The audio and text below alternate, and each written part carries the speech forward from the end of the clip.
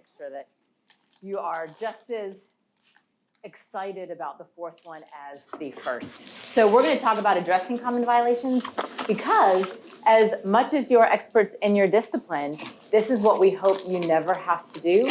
But the amount of stress associated with it, if you're not prepared compared to if you're sitting here, is worlds apart. And much of it is not as, I think, intimidating as we first present. So this is a pivotal quote to why we do what we do. If there's anyone in here that doesn't believe this, I don't believe you, because you wouldn't be in here. And so is it Richard Quinn at UCF? I can't remember. Richard Quinn at UCF realized that a number of students, and I think an engineering course, had cheated on his test. And this is a YouTube video that we use in our academic integrity workshop for students who have been found in violation of the code. And he talks about how sacred this topic is to him and how sacred teaching is and his role in society and how that betrayal has shuttered every part of that. And it is beautiful. And part of why I bring that up too is because a lot of reasons why people are afraid to report is they're afraid that there's going to be some disproportionate consequence. But what we're helping students understand is what it feels like to be on the other side, because the likelihood that the person who was so overwhelmed that they decided to cheat considered your feelings is about this big. And we know that. And we've all been in that position too, where we're so caught up in what our motives are that we're not even thinking about the impact that it has on someone else.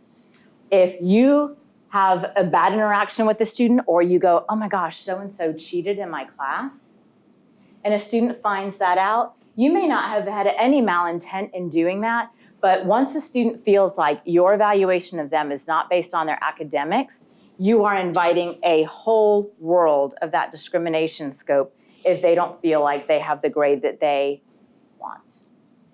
So I would try to bring it back to, I have an academic evaluation role, and I can't let anything subvert my integrity in that. So what happens on our campus? In this last year, 884 reports of violations.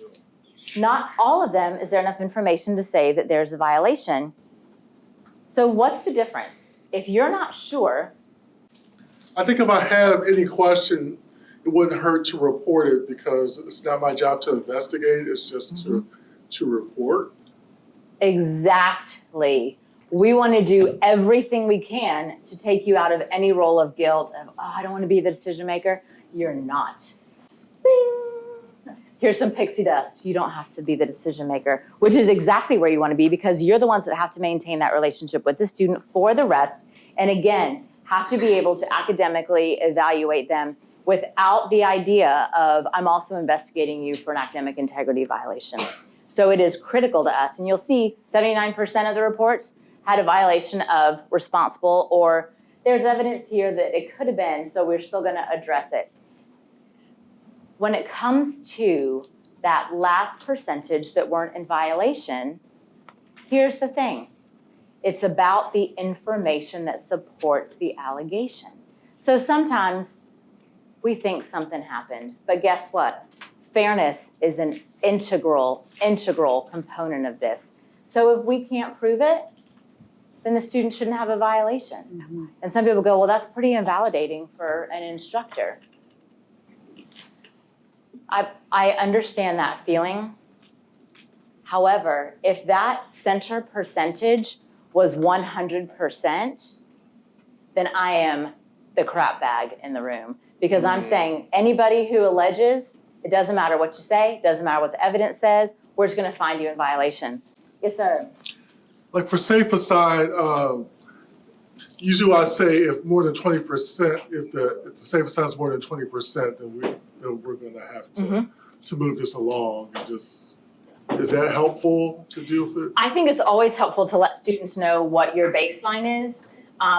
Most of what and it also depends on whether it's a lab report or not. A lab report is going to be much higher on the likeness scale. We get 80% when we don't have a plagiarism issue because the context of a lab report is the same.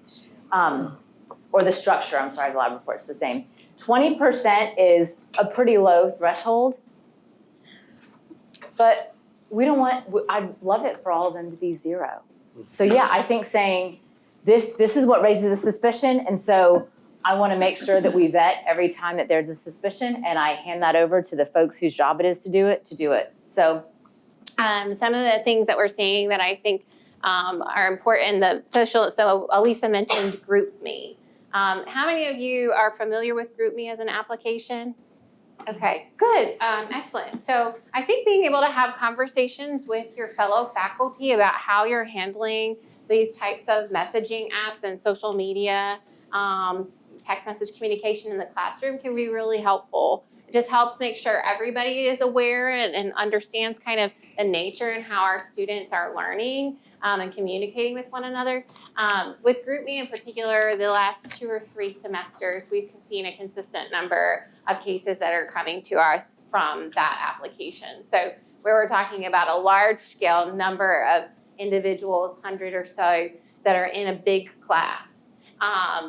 One of the best things to make sure, if you teach a large class, there is a GroupMe. Even if you teach a class of 40 students, there's probably a class GroupMe. Share with them that you know what it is and that you need to either to know about it or ask to be a part of it. It's up to you what you would like to do and how you want to be involved in it or not, but you just need to be aware that it's there, and they need to know that too. That goes back to like when there is anonymity, it breeds some of these more negative behaviors and kind of creates a culture where it's cool to use the class GroupMe to ask people to sign them in and say that you'll pay them for signing you in or whatever. It just kind of makes that behavior really negative. Our plagiarism spectrum, knowing that it really runs the gamut. In my mind, a student is always going to come to you and say, well, that was a mistake. It was accidental, so I didn't violate the policy. When we actually look at our plagiarism policy, their intent has nothing to do with it. So as an educator, I'm not wanting to play gotcha when it was probably mistake oriented. I'm wanting to dive deeper and debrief in that mistake. It's great when somebody says, okay, yeah, I made those mistakes or errors. They're admitting that they did not do things well or right. That means it's not a lack of knowledge issue, it's a decision-making issue. And we can dive deep into how you make decisions in that appointment that we have with you and talking about the honor code. Submitting assignments through SafeAssign can be helpful. Reporting both students if you feel like somebody has, taken information from another student. It's important to report both of those individuals. Will the outcome look the exact same for the person who took someone else's academic work than the person who gave the academic work? It will look a little bit different. One is more culpable than the other, and that's a conversation that we have. But the other issue that we come across is people not reporting. And so talking to your students about the importance of reporting issues and why they might want to do it. It's not just that, because they could also find themselves in trouble that they should be reporting information to our office, right? It really should be more of that internal motivation of you should report others because we want this to be a positive academic space in which you are getting the best degree possible. I do encourage you all, if you feel comfortable, to have a conversation with a student that you have to report. You don't have to discuss the concern in detail. And I think one of the best ways to frame it is to say, I am obligated to report this to the Office of Academic Integrity. They're there to be an unbiased individual to just look at what happened, hear from you as a student and me as the faculty member to figure out if a policy was violated, right? So frame it in a set of mind of that this is a process that's for them just as much as it is there to help you. I will say, if you're not feeling comfortable in having a face-to-face conversation with the student, we do have a sample email that you can use and send out that kind of covers a lot of these same things and still is an excellent way to help that student not feel overly blindsided.